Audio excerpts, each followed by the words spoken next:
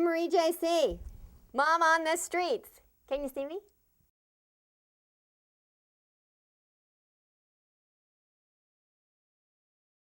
Yes, National Association to Protect Children, or Protect. It's like you have moveon.org, you go to protect.org on the web, just www.protect.org.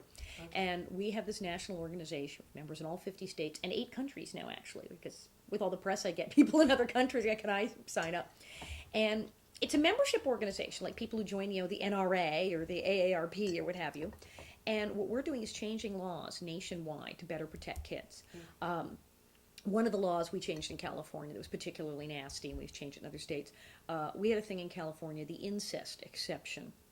Under the law, if someone molested, raped a child, they were subject to jail, and under certain offenses, they couldn't get probation. You had to go to jail if you committed certain particularly heinous crimes. Mm-hmm. And then under the law, it said, unless you're related to the victim, you're the father, the stepfather, the mother, the uncle, and it said anything, cousin, any relational, and then it said, or like a family member living in the home. So if you shacked up long enough, you're good to go. And these people were eligible for not only probation with no time served, but deferred entry of judgment, so they had no record. Forget registered sex offender. Every offense was their first offense. There was nothing, no record. And it included really heinous crimes. It included the worst, continuous sexual abuse, all the worst stuff. It wasn't like the lower echelon stuff. It included rape. And we found out that thousands of people were let go under this, solely because they were able to come into court. Well, I'm related to the victim. Oh, and you are fighting to change this law. We changed that. We won. As of 2006, gonzo, not out of the book. Major kudos. People who sexually assault their own relatives will be held to the same legal standard as people who sexually assault someone who lives next door, which to me is a no-brainer. This should be perfectly obvious to anyone who's not crazy. But that was law, and it was the law in New York, too, and we changed it in New York. We have fixed this. It's all over the country. We have a database on our website where you can see if your state has an exception. But we are pleased to say that North Carolina, Illinois, Arkansas, West Virginia, New York, and California have been cured of this madness. I'd like to say Arkansas was one of the first to change it. Wow. And I had to tell them in California they were 2 years behind the state of Arkansas on their incest law. You really got a problem when you do. Yeah.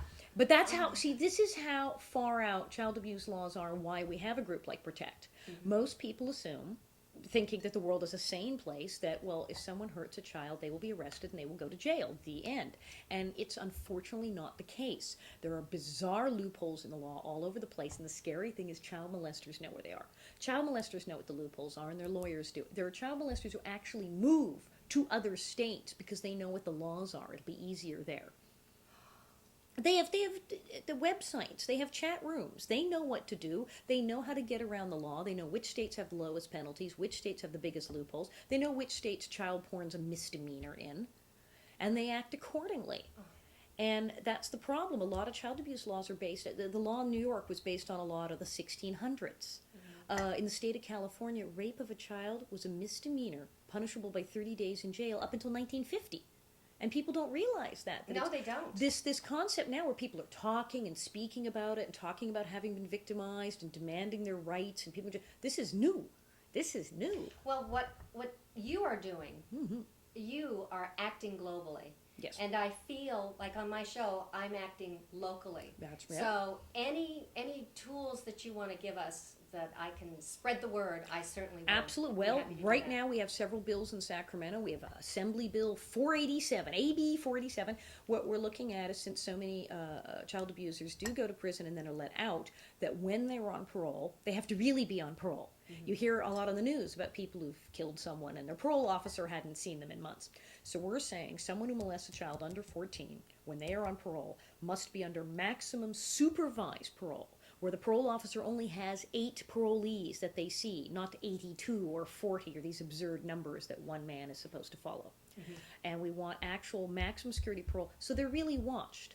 The man who killed Jessica Lunsford was on parole, but his parole officer thought it was burglary and didn't even know he was a sex offender. This is how bad parole can sometimes be. Mm-hmm. So we want them, they say they're going to watch them, fine, then actually watch them. We have another bill, Senate Bill 590, to help fund what they call the ICAC teams, Internet Crimes Against Children, we hear about internet predators, like To Catch a Predator, or we hear about child porn on the internet. There are teams that are assigned to use the technology to catch these kind of people. They are grossly underfunded and is all they can do to keep up with the technology. Child molesters are ahead technologically. Every time there's a technological advance, they are on it and making it harder and harder to catch them as internet predators and purveyors of child porn. And so the police are playing catch up, and we'd like to see them funded correctly so they can catch them. Charles Hanson is doing a lot of good work to catch a predator. Right, now that's really raised awareness. The scary thing is if you watch the show, you notice they've had repeat business where they've caught the same person more than once. There's one man came back again. Why wasn't he in jail? We all just saw him announce that he intended to have sex with a 12-year-old. That's the problem. The laws, depending on what state they do it in, they've moved it around a couple of states where there are states where they would simply say, well, it wasn't a real child, it was a sting operation with a police officer, therefore no crime has been committed, you're free to go. Oh, no. And then there's states where they'd say, well, you didn't actually get into the house and do anything, therefore you're free to go. Many of these people do not serve any jail time for doing what you saw them doing To Catch a Predator, or very little, or are granted probation and therapy and never see the inside of a jail cell. And I think that needs to come out as well. It has shaken people out of denial. That's the one thing I do like about it, is We're talking about it. Right, we're talking Yes. about, and parents who are leaving their child alone with the internet, with the computer by themselves. The internet's a great thing. Absolutely no. Love the Supervision. internet. It's a great thing. There's all this great information on there. It's a telephone. It's hooked to a phone line. What people don't realize, it's a telephone with a little screen on it. That's all it is. It's a phone. You would not hand your child the telephone, the yellow pages, and say, why don't you randomly go call up some strangers and invite them over and talk to them and tell them where you live. It's playing on the freeway. You're just letting them play in the freeway. You have to, my friends and relatives have kids, they have the computers in the dining room. The children are able to use the internet. They're even able to do internet-like games with their friends, but it's in the middle of the dining room, and everyone's there, and the parents have the password, and note they're never on without parental supervision, because I think a lot of parents were stunned when they saw that in a matter of minutes, someone saying, I'm 12, I'm 13, I'm home alone, 50 guys are banging on the front door. Yeah. The speed with which they showed up. It was frightening. And I think a lot of people don't realize how severe it is, how many predators are out there, and how dedicated they are to getting at your kids. And if that made one person unplug their child's computer and move it out to the living room, then that's good. Again, we've made a difference. Right.